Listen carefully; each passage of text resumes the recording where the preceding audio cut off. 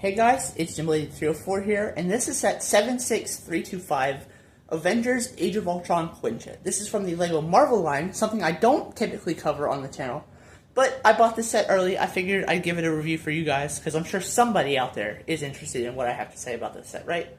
This set has 1,131 pieces and releases for $130 on August 1st, 2025. I got this early from Target. Let's take a look at the set, and then we'll take a look at the minifigs and talk about value later on. So we'll just slide that out of the way, and there is the Quinjet with the stand that is included in the set. The Quinjet itself is a pretty solid build. It does use a fair amount of stickers, which are unfortunately clear-backed, but that doesn't detract from the look. I think overall this looks really, really good. It looks like a Quinjet to me, and I like the Quinjet. It's a good ship design for the Marvel Cinematic Universe, which I am a pretty big fan of. Age of Ultron is a solid movie in my opinion. It definitely has flaws, but it's one of my personal favorites. I'd say top 10 for sure. The design of this is pretty solid all the way around. These large plate pieces are angled slightly at just a slight angle to attach to the lower portion of the wings. These sections on the outside can fold up if you would like them to, just like that, or you can angle them down and have it in flight mode. Overall, it's a solid looking thing from the outside. The dark blue, the light gray, a little bit of dark gray, and red goes pretty well together in my opinion. I think it looks really solid. We'll start up front with the cockpit where I have Hawkeye piloting the ship. It is built with two of these large canopy pieces. One of them is trans light blue, just came loose in the box. Not too bad scratching wise, no major scuffs on mine, at least. Results may vary. And then one is dark blue, just regular dark blue, non-transparent. And they're just attached with a couple Technic pins, and then they clip on at these 4 studs at the front and just fit over the entire section, which I think works pretty well. There is a solid amount of interior space here. There is a nice pilot seat for Hawkeye, which does use a printed 1x2 tile, and then a nice console right there on a book cover piece in trans light blue. I think that looks really, really good. It does also have a couple of the modern stud shooter, tile shooter things underneath of it. We'll look at the underside of it later on, but these just work very simply. You push in the trigger mechanism, and then they fire out and get lost all over your room.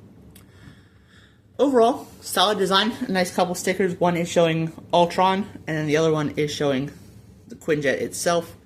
This uses a previously illegal building technique. It attaches tiles into the side of a clip, and they are just fixed into place, and I think that looks pretty good in my opinion.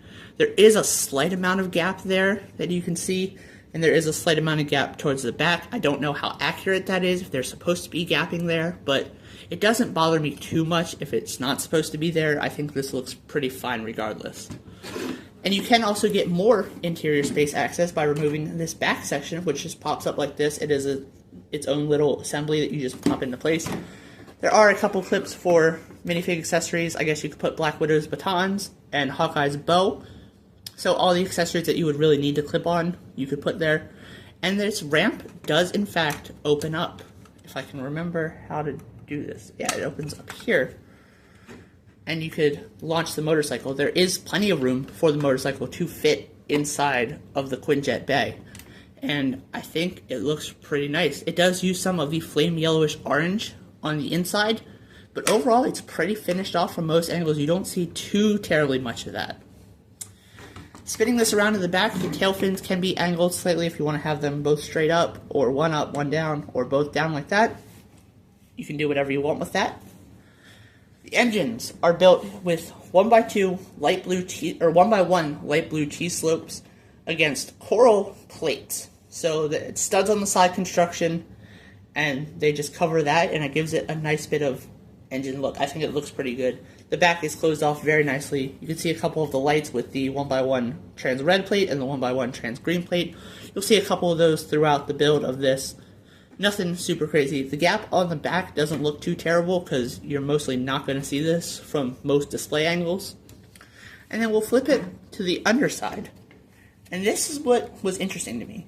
These are large panel flag panel pieces in translucent light blue, and they just have a sticker on them, a large sticker. It's the same one for both, and they are against coral pieces as well. I just broke it off because of overextending it, but coral pieces there, you can angle them slightly up and down if you want to.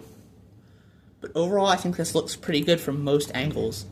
And the display stand does hold it, and it holds it in place, and it's not going to want to fall off or move around when you don't want it to. Again, I think this looks really, really solid. Plenty of interior space to fit your whole crew of figures that come in the set.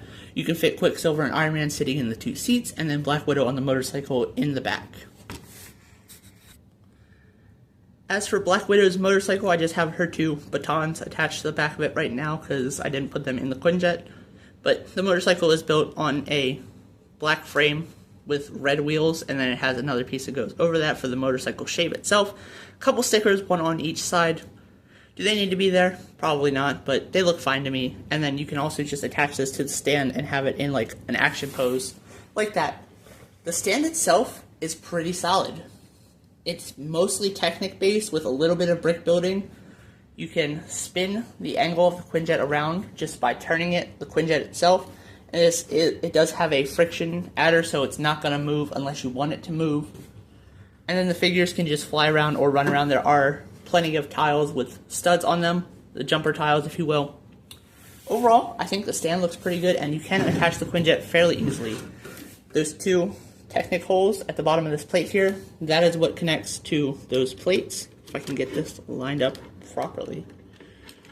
And it just sets into place like that. And you can still spin the Quinjet around on the stand if you want.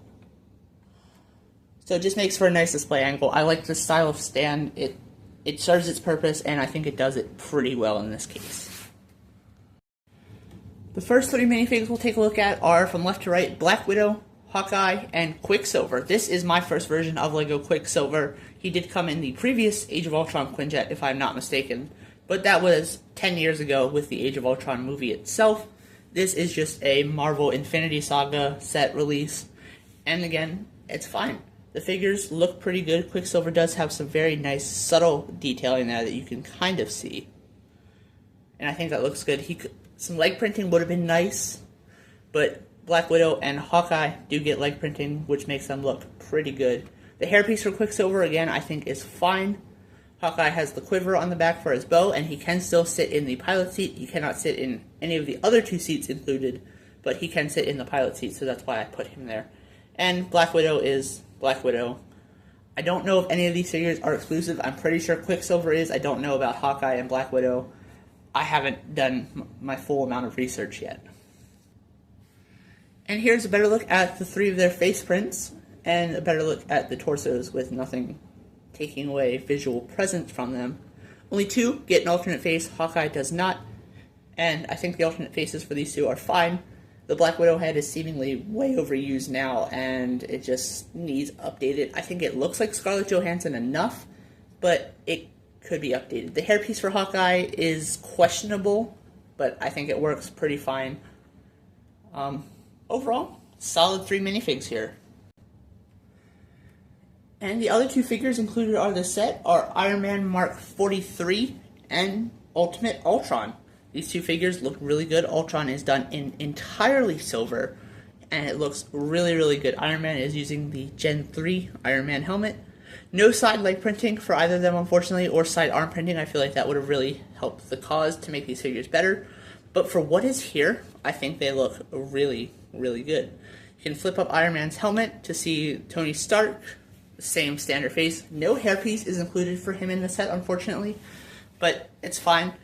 Ultron uses that like neck attachment piece as like a little bit of raise to make him seem taller. He has very nice detailing, silver printed on silver as the light hits it. Just looks really good. Iron Man, the gold printing on the dark red looks really good. Iron Man will always be my favorite MCU hero, and this figure looks really good to me in my opinion. Taking the Iron Man helmet off, you can see just the standard Tony Stark face print. And Ultron has some nice detailing around the back as well.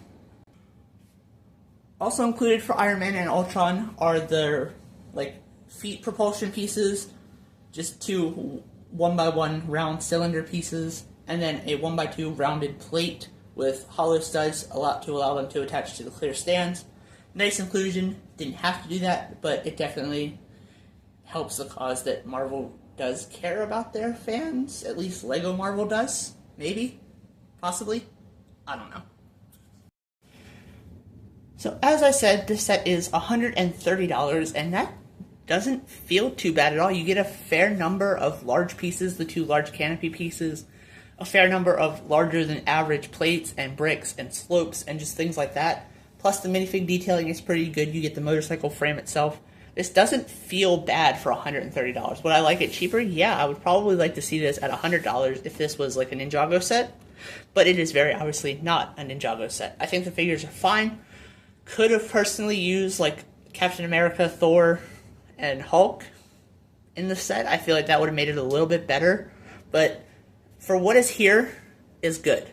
I like what is included here. I think it looks good. I think it feels good. Some nice play features of it. You get nice interior space. Just overall, I think it looks really, really solid in my opinion. Let me know what you think about this set if you're planning on getting it. Let me know if you want me to continue to do non-Ninjago reviews. I have some other sets from other themes that I would love to share with you guys. But ultimately, it's the viewer's choice. Thank you guys so much for watching. Hope you enjoyed. And with that, we'll see you guys in the next video. This is Jimblade8304, signing off. Bye.